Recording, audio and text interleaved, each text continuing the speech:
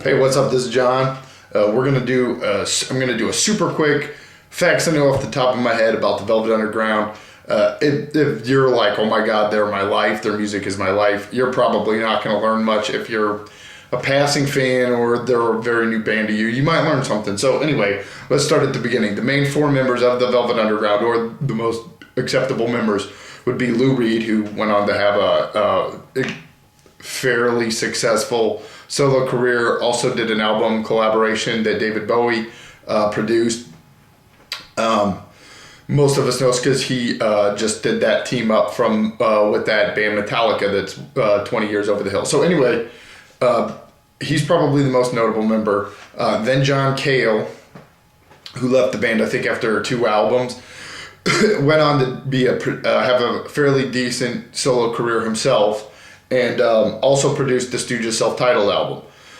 Then you have Sterling Morrison, who played guitar, sometimes bass, and I think he played some sort of drone thing as well too. And then Maureen Tucker, or most of the time she's just called Mo Tucker. Most notably, she is a member of the Tea Party, and unless I'm mistaken, she's in the House of Representatives for I think Georgia. So there's a twist for you. Anyway, the 4 of them got together, and before they were anything, they were played in some sort of weird cafe in the Village in New York City, and somebody had heard about him, and then Andy Warhol and his the factory scene, they went to go see the Velvet Underground. Andy Warhol said, hey, this is a project I can get behind, and he signed them, and nobody really knew what to do with them for a while, and then of course at some point he lost interest. But the first album that they put out is probably one of the more famous record covers of all time. This is the Velvet Underground and Nico, and mine's a repress, by the way. And what happened is Nico was a German film star or pop star, like a mid-level one, that showed up at the factory because she was a junkie and an art fan, and we're all thought, hey, I'm just gonna put her with the Velvet Underground. It'll be a great vehicle for her. So this is the first album. I might have got this wrong. It might have been the second one, but I'm pretty sure this is the first one. This one's pretty interesting because Nico sings pretty deadpan.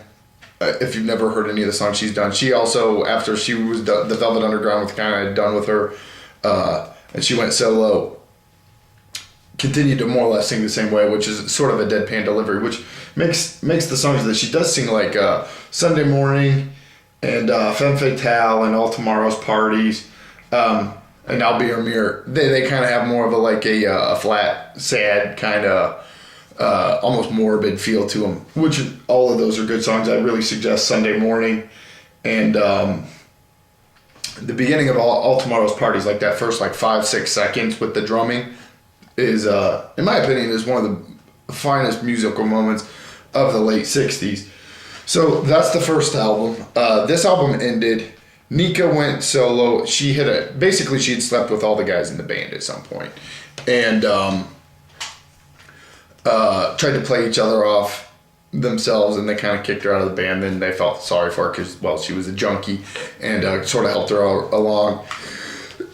Now, I did take a class with a guy who had played bass in a band that had opened for Nico in the early 80s, and he said that she was still a complete and utter mess because more or less she even though she'd never really been a rock star, she lived a rock star lifestyle, and that tour was pretty much right before she died from, I believe, heroin overdose. So Nico's gone, and they put out this one, which is pretty much just a plain black cover. There's actually some sort of discoloration here, and I thought it was just that my record had water damage, but I've seen a lot of them, and there is something here, but I've never been able to make out if it's something or if somebody spilled something on the master and they just sort of printed it out like that and went on. But anyway, this is White Light, White Heat, which is a great song.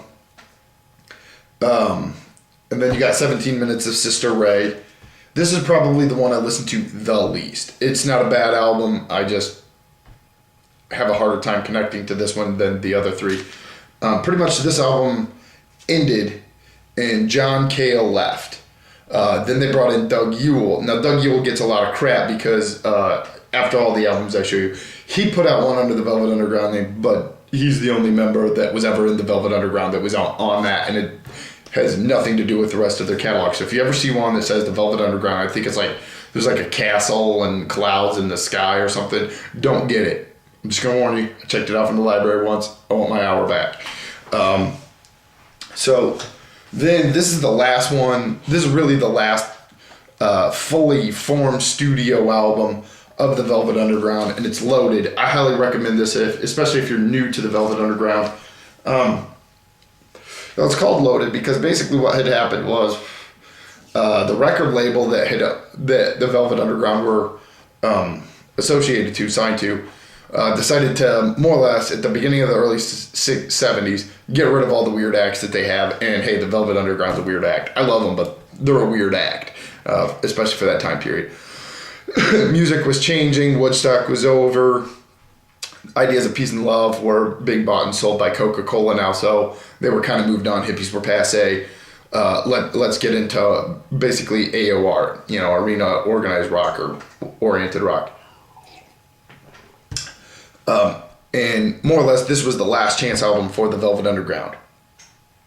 And it's called Loaded because more or less it was supposed to be loaded with hits. Actually, if they could have gotten some radio play, I think this album probably would have been huge on the radio. And even though a lot of us know what it is, when the Velvet Underground were out, they were never really popular. So they grew in popularity because the first 1,000 people that bought their record all started bands, most notably Jonathan Richman from Modern Lovers. So, and his song Roadrunner is pretty much a straight ripoff of, I think, rock and roll. I could have, like I said, I wanted to do the whole thing off the top of my head. So pretty much, I like all the songs on this album. If you just want like one or two, Oh Sweet Nothing almost sounds like a Skynyrd thing, which I know sounds weird for a band from New York City to have some sort of southern rock thing, but it sort of has that feel. Also on this album, Maureen Tucker didn't play drums on any of the tracks, even though she's credited as it. She was actually kind of retired because she had gotten pregnant, so she was out of band. Doug Ewell's on this. He actually sings some of the songs, plays bass on and guitar on some of them, and it says drums and piano and organ. But this is actually a really good one. It's got Sweet Jane, which is probably, I would say, their most notable hit, or the one that most people hear first. That was the first one I ever heard. It was the first one I ever learned to play on guitar. Another great one is Rock and Roll, Who Loves the Sun. This is a pretty good record. I highly suggest at least checking it out from your local library, or I'm pretty sure you can watch the whole thing on YouTube. So there's that one. Now, pretty much the band was over at this point, but they had recorded some other songs, and they more or less broke up as they were finishing Loaded. Lou Reed said he was surprised to see it in the store because more or less he didn't think the album was done. So whether they brought in studio musicians to finish it off or not, I don't know. But anyway, so the unreleased material they did release, of course, because that's what they do when a band was nothing and then all of a sudden they're huge. Like Nirvana will have unreleased material until well after I'm dead. That's my theory. So this is the Velvet Underground. It's called VU. It's all unreleased material, and I'm pretty sure everybody that was ever in the band shows up on at least one of these tracks. And the first song, I Can't Stand It, great song. Ocean, great song. Foggy Notion is probably one of my favorite songs that they ever did, as far as like just being more or less stripped down rock and roll. Well, that's pretty much all the way through the band. They got together in the 90s to do a couple of live shows that were recorded. You can get a 2-disc set of it, which I have. I just didn't feel like fishing it out. And then, unfortunately, Sterling Morrison passed away right before they got inducted into the Rock and Roll Hall of Fame. Some fun facts. The Velvet Underground was named for a novel about underground sexual deviance. Candy Says, or the Candy from Candy Says, was a transvestite that hung out at the factory. Actually, all of what Stephanie Says and all those people, not all of them were transvestites, but they were all people that hung around the factory. Lou Reed wrote songs while he hung out at Andy Warhol's The Factory. So I think that pretty much sums it up. The band was from New York. They broke up. There was a lot of drugs involved. There was a lot of hurt feelings, egos, and everything else. They made some great music. If I miss something that you think is like, oh my God, that's so important, just leave it in the comments. If you hate this video, that's fine. You're allowed to.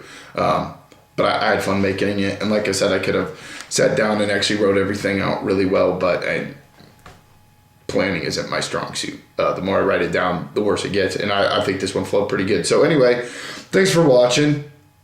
If you have a favorite Velvet Underground, that's my coffee machine. Don't worry about that. The world's not ending. Leave it in the comments. So that's pretty much it. So have a good one.